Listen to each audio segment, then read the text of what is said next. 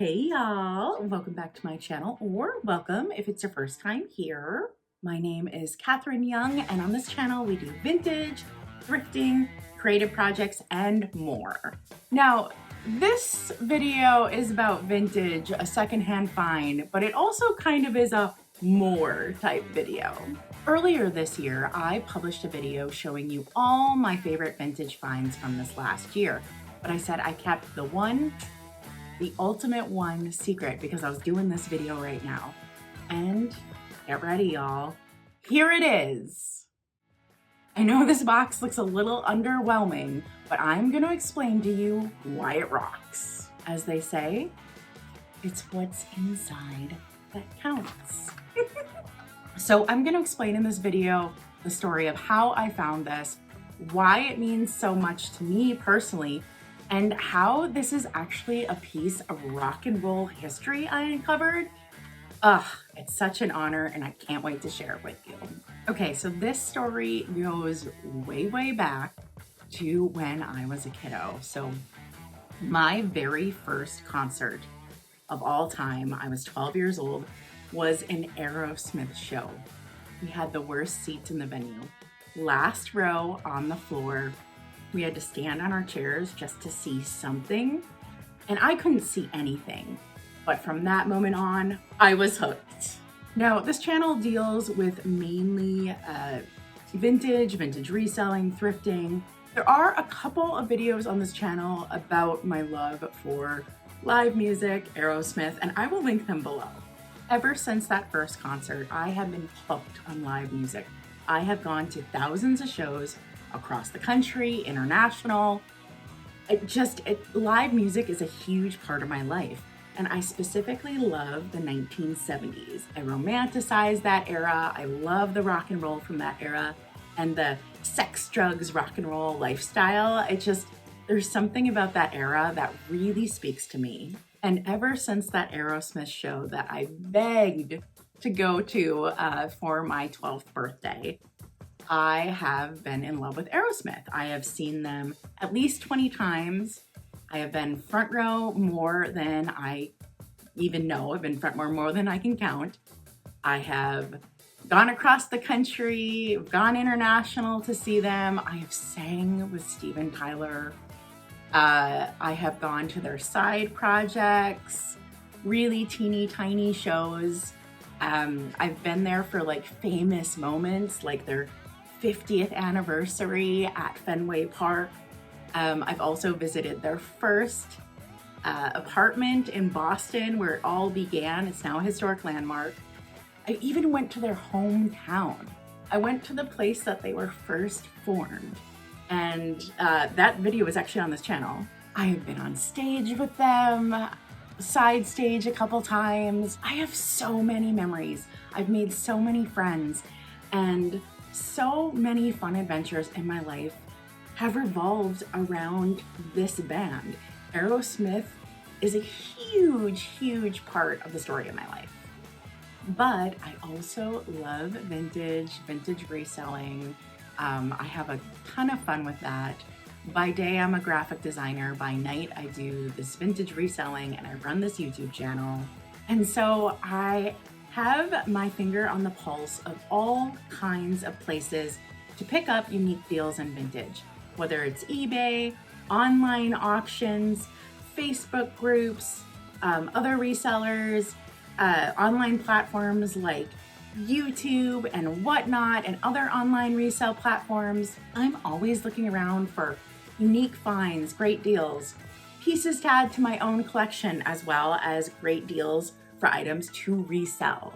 And so imagine my surprise when one day in one of my ephemera groups, somebody started posting some 1970s rock and roll concert slides for sale.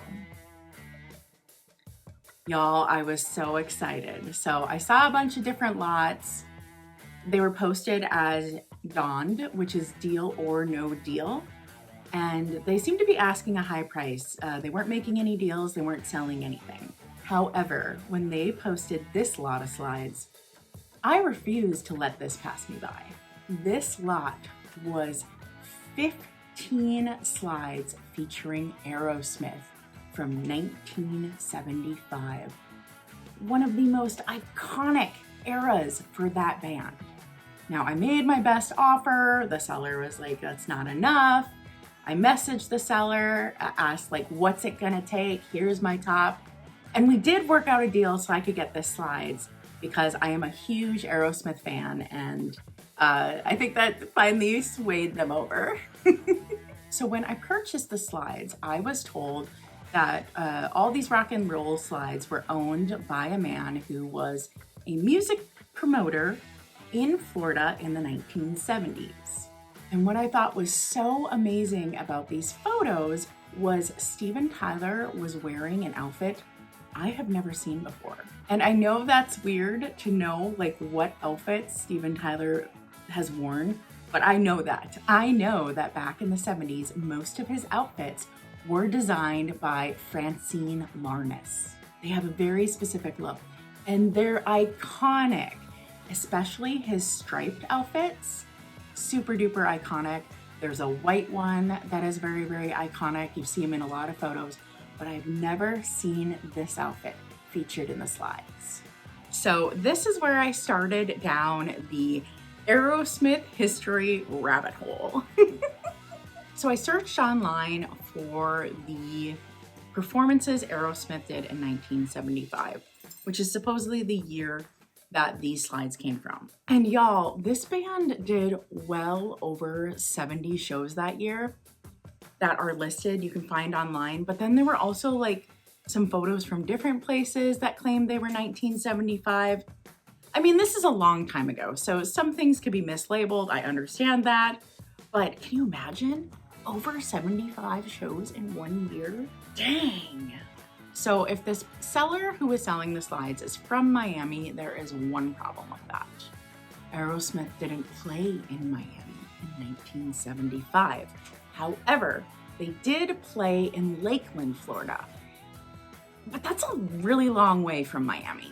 So I started thinking, well, maybe this isn't true. Maybe this promoter went to different shows, right? And maybe if I can find that outfit that Steven Tyler's wearing in other images and then compare the outfits of the other band members, maybe I can prove that these photos were from a show that isn't in Lakeland, Florida. And so I started putting pictures in piecemeal of like different shows, and there was lots of photographs from over in the area like California, but then in the Midwest there were like no images. But no image I found had this amazing outfit that Steven Tyler is wearing. So I started thinking, you know, I haven't found anything to prove that it isn't the Lakeland, Florida show. And then I went back to that group and looked at more of the posts from that same person, more slides. And they posted some different concerts from 1975 with artists who were recognizable.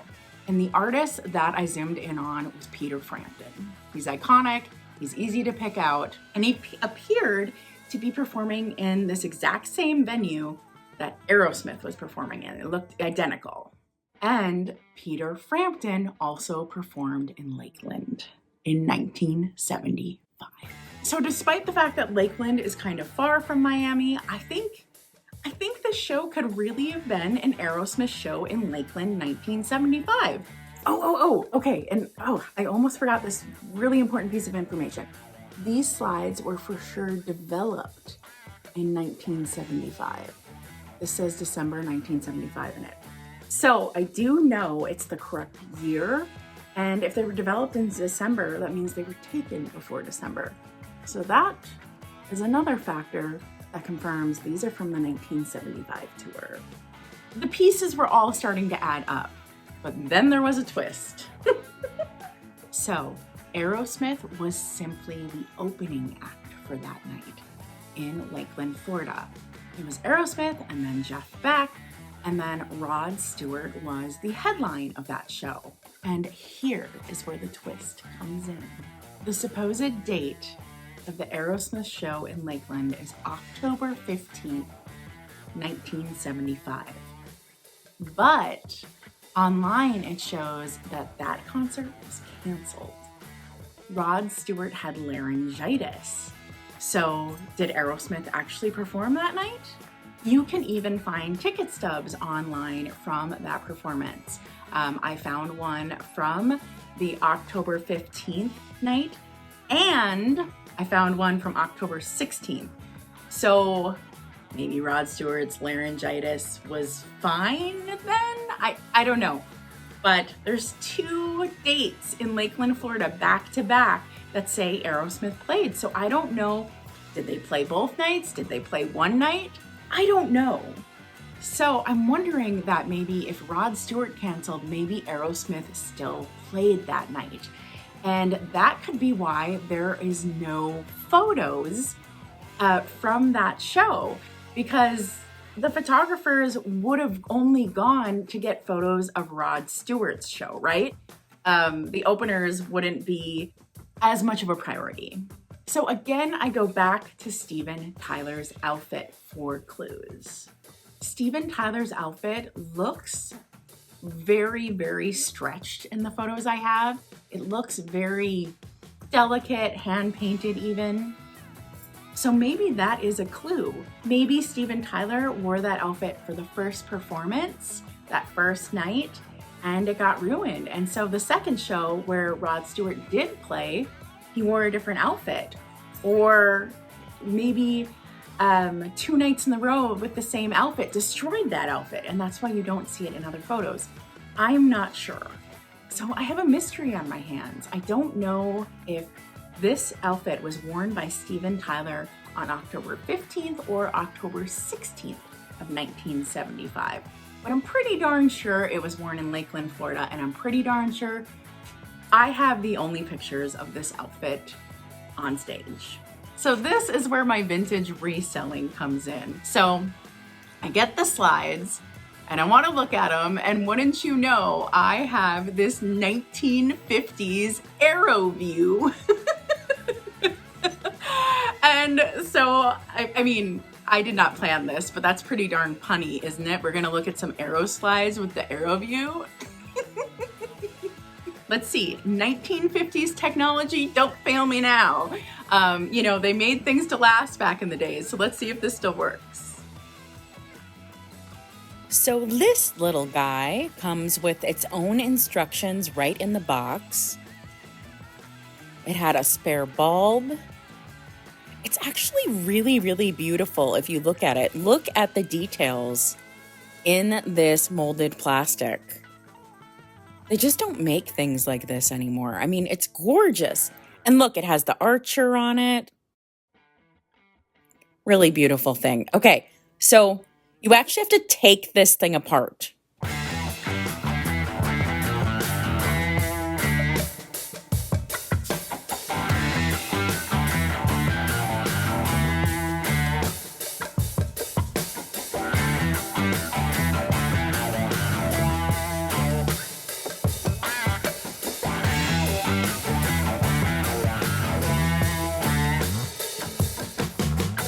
All right. Woo! Finally got it open. Oh, and look, there's another light in it. Now, it took C batteries, which was a weird size. I had to go buy them, but got them in eventually. It was a little tricky to get that second one in, but look. Look! Oh, goodness, the light works. Oh my goodness. Okay, so let's close her back up.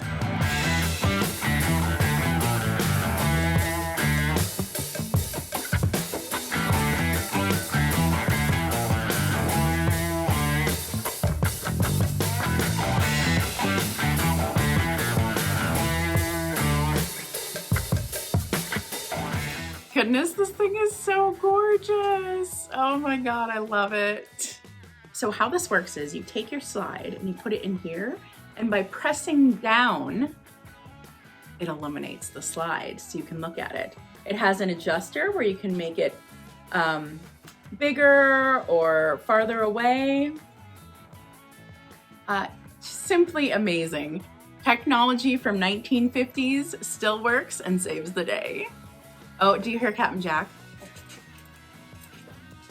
It wouldn't be one of my videos without a cat in it. Captain Jack always needs to be involved. So say hi to the friends, say hi.